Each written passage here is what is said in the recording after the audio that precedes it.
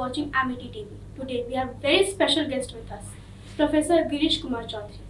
He is the Vice Chancellor of Patna University.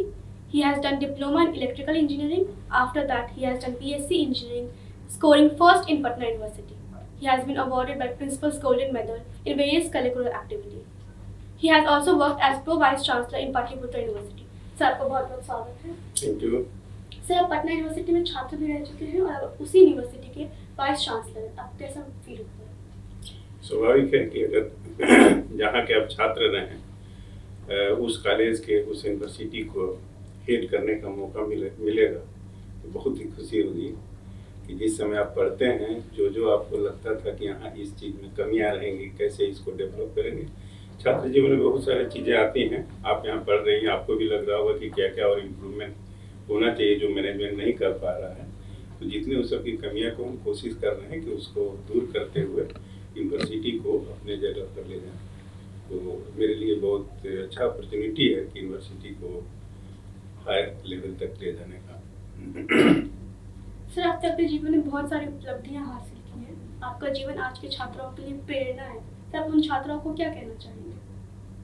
देखिए, कोई भी छात्र कहीं भी है एडमिशन लेते, कभी कभी देखते हैं कि बहुत टैलेंटेड छात्र हैं, किसी प्रॉब्लम के अभाव में बहुत सारे उसके फैमिली में प्रॉब्लम के चलते अच्छा एजुकेशन नहीं कर पाते हैं। कुछ लोगों का एम होता है शुरू से ही कि हम हायर एजुकेशन में जाएंगे, कुछ को लगता है कि शुरू से ही हमको ऐसा कोर्स करना चाहिए जॉब ओरिएंटेड कि तुरंत जॉब मिल जाए और अपने परिवार को मदद करेंगे। उसी सिनेरियो से मैं भी आया हूँ। शुरू में मैंने ऐसा कोर्स चुना कि जल्दी से हमको नौकरी मिल जाए, तो मैं डायरेक्ट हायर एजुकेशन में जा करके डिप्लोमा किया, जैसा कि आपने बताया। एंड आफ्टर डिप्लोमा मैंने कोशिश की जॉब करने की, लेकिन in the mean time I got opportunity to take admission in engineering college and मैंने इंजीनियरिंग कॉलेज में एडमिशन लिया। और when I was in final year I got an opportunity to join All India Radio as engineering assistant. So from final year I am doing the job. So and thereafter मैं UPSC के through Indian engineering services के through overseas communication में भी गया and finally I decided to it will better me for me to come in teaching job. और मैं teaching में आ गया और टीचिंग में आने के बाद बिहार कॉलेज ऑफ इंजीनियरिंग था पटना यूनिवर्सिटी में ही, और उसके बाद 2004 में उसको NIT में अपग्रेड कर दिया गया, जो कि बिहार कॉलेज ऑफ इंजीनियरिंग के बहुत बड़ा गोल्डन पीरियड था वो। और आज के दिन में NIT आप देख रहे हैं बहुत ही हाई लेवल में है, प्लेसमेंट उसका मोर देन 100% है, बच्चे अच्छे में जा रहे हैं। कहने का मतलब कि आप कहीं से भी हैं, अगर आपको लगन हो तो आप अपने लगन को आप ले करके चलें तो आपका गोल इजीली अचीव हो सकता है। आपको शिक्षा प्रणाली में क्या अंतर दिखता है जब आप स्टूडेंट हैं तब में और आप जब आप वाइस चांसलर? पहले जो हम लोग जो शिक्षा प्रणाली था उसमें फंडामेंटल्स पर बहुत ध्यान दिए जाते थे। जब हम लोग माध्यमिक शिक्षा में थे, मैट्रिकुलेशन में थे, तो फंडामेंटल्स पर बहुत ध्यान दिए जाते थे। जिसे आजकल मैथमेटिक्स पढ़ते हैं, उस समय एलिमेंट्री मैथमेटिक्स था, एडवांस मैथमेटिक्स था, और एक बुक को हम लोग 4-5 बार बना जाते थे। इतना हम लोग के पास समय था। लेकिन आज का जो सिलेबस, इतना समय नहीं है कि एक बार से 2 बार उसका इतना लंबा सिलेबस है। तो सिलेबस भी बहुत बढ़ गया है और पढ़ाने का तरीका भी जो है फंडामेंटल से न जा करके ऊपर से चला जाता है।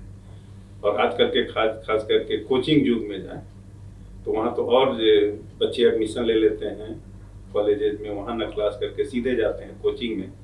और कोचिंग की जो पढ़ाई होती है ऑब्जेक्टिव टाइप का, आप जानते हैं, 4 ऑप्शंस होते हैं। टीचर्स वहीं से शुरू करते हैं कि देखो इससे रिलेटेड ये 2 तो नहीं ही होगा, न 2 होगा तो 50-50 चाहते हैं आपके बने। क्यों है, कैसे आंसर पे जाने, फंडामेंटल से नहीं जाते हैं। आज के बच्चों को अगर कह दिया जाए कि कोई इंटीग्रेशन या डिफरेंशिएशन का फॉर्मूला है, उसको फर्स्ट प्रिंसिपल से आप डिराइव करें, वो नहीं कर पाते। यही जानता है कि इसका फॉर्मूला ये होता है। तो ये बहुत बड़ी डिफरेंस है कि फंडामेंटल को छोड़ करके हम लोग सीधा डायरेक्ट उस पर आ जा रहे हैं, जो कि पहले हमारे फॉरेन के कंट्री में जो हुआ करती थी। और कहीं कहते भी थे कि इंडिया के बच्चे कभी भी बाहर जाते हैं तो बहुत अच्छे करते हैं। कारण क्या था, उनके पास फंडामेंटल्स थे, फंडामेंटल्स को लेकर के आगे बढ़ते जाते थे और जाकर के अच्छा करते हैं। लेकिन जो आज से कई दशकों पहले जो अमेरिका में यूके में जो पढ़ाई होती थी उसे स्टैंडर्ड पर हम लोग आगे फंडामेंटल को छोड़ते जा रहे हैं। तो मेरा ये होगा मैसेज कि भाई बच्चों को फंडामेंटल्स को नहीं छोड़ने चाहिए, पहले फंडामेंटल्स बेस मजबूत करें तो ऑटोमेटिक आपका करियर आगे बढ़ेगा। यस सर, अंत में मैं आपसे जानना चाहूँगी कि आपको एमिटी आकर यहाँ के स्टूडेंट से मिलकर कैसा लग रहा है?